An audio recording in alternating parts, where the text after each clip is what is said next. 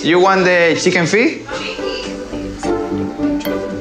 In early 2010s, 90 Day Fiancé felt like a reality TV goldmine. It was quirky, unpredictable, and packed with real people in real relationships, trying to navigate the chaos of love across borders. The drama wasn't manufactured, at least not obviously, and the stakes were high. Marry within 90 days or go home. Simple, chaotic, brilliant. But somewhere along the way, something started to change. The stories felt less authentic. The drama felt scripted. And instead of rooting for couples to make it work, audiences started tuning in just to see them fail. It became less about love and more about memeable moments and spin-offs no one asked for. The 90 Day Fiancé, that started as a peek into messy but heartfelt relationships, now it's just a reality show factory churning out human train wrecks for ratings. 90 Day Fiancé premiered on January 12th, 2014 on TLC.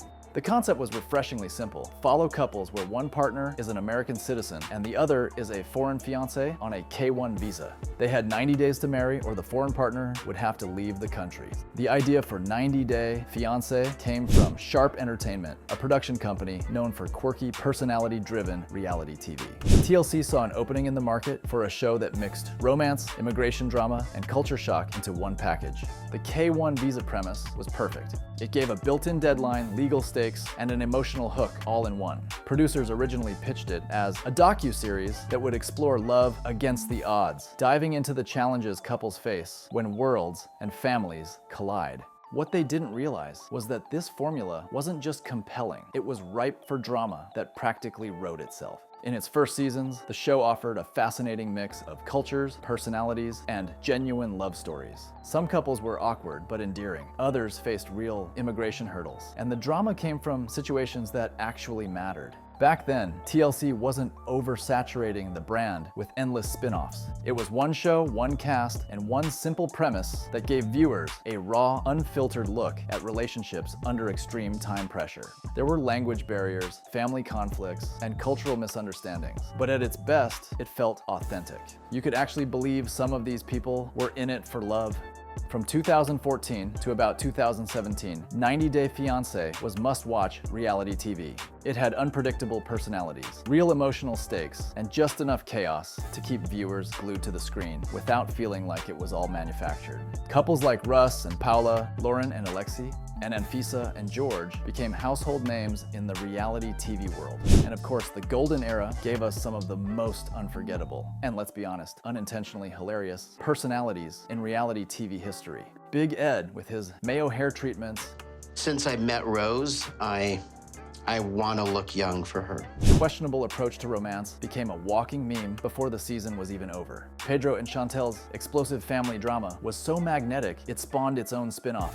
My mom said that you bad example the American family for Dominican people. We do what? You bad example. The Family Chantel. These were the moments when 90 Day Fiancé didn't need heavy-handed producer interference. The people themselves were so unique, you couldn't look away. It was messy, but it was the kind of messy that felt organic.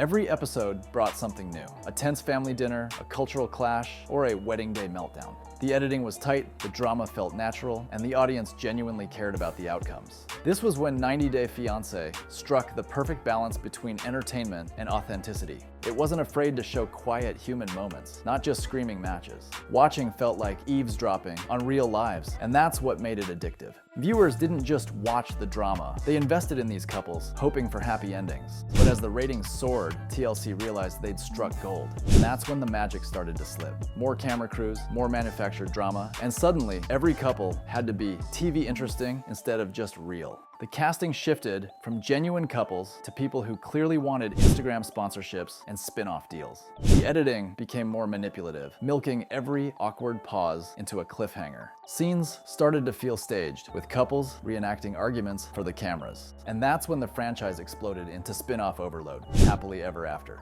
Before the 90 Days, The Other Way, Pillow Talk, and 90 Day Diaries. Instead of a single, tightly edited season, viewers were drowning in recycled storylines. The show stopped being a docu-series about international relationships and turned into a never-ending reality soap opera. the drama also started to take a darker turn.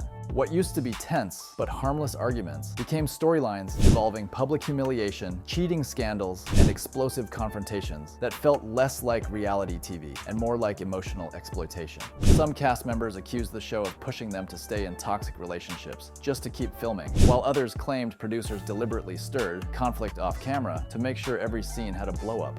The tension went from entertaining to uncomfortable, and fans began questioning if they were watching relationships or slow-motion train wrecks engineered for ratings. And of course, with more fame came more scandals. Several cast members were exposed for criminal records, scams, and shady pasts that TLC either ignored or conveniently left out of the edit. From domestic abuse allegations to fraud charges, the off-screen drama often made the on-screen storylines look tame. And if you thought the drama ended when the cameras stopped rolling, think again. Some cast members have become just as notorious off-screen as they were on.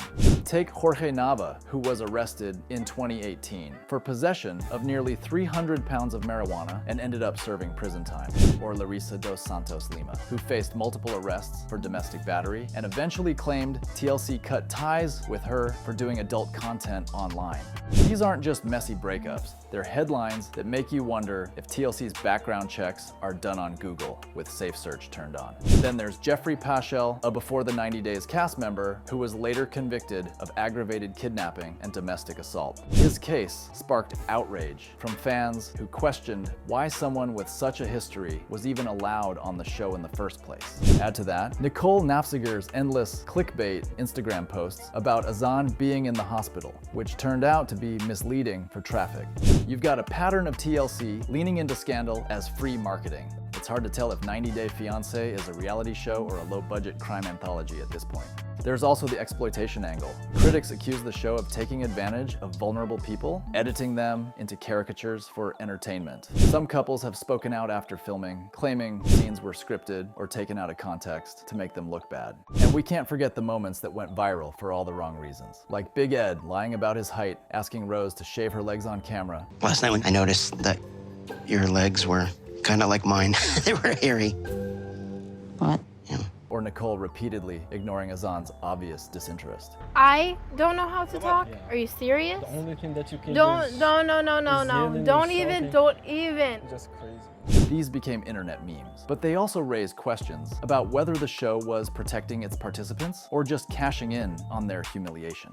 By the late 2000s and 10s, the shift was undeniable. The couples felt less genuine, the conflicts felt staged, and the editing leaned harder into making every season as outrageous as possible. The focus had shifted from telling human stories to manufacturing viral moments. Longtime viewers complained that the heart was gone. Even the online fan base that once championed the show started turning on it. Reddit threads, Facebook groups, and YouTube reaction channels shifted from excited discussions about the couples to open mockery of the storylines.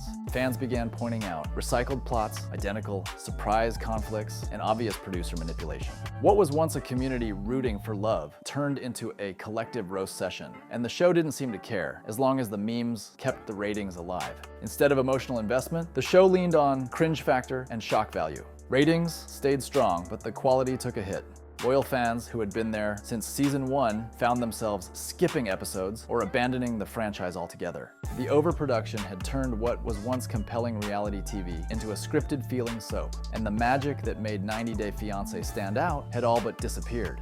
Yet there's no denying that 90 Day Fiancé changed reality TV. It's hard to ignore how the show has shifted its place in pop culture. What started as a niche reality show became a meme factory where cast members are less remembered for their relationships and more for their most gifable moments. Instead of sparking conversations about love and cultural differences, it's now fuel for reaction videos and cringe compilations. The show is still talked about, just not for the reasons that made it meaningful in the first place. It gave us unforgettable characters, introduced audiences to cross-cultural love stories, and sparked conversations about immigration, relationships, and red flags. But it also became a textbook example of what happens when reality TV trades authenticity for spectacle. The show's legacy is now split. For some, it will always be a guilty pleasure, a comfort watch filled with ridiculous drama. For others, it's a cautionary tale about what happens when a unique concept gets milked dry by overproduction, spin-offs, and casting for clicks instead of connection.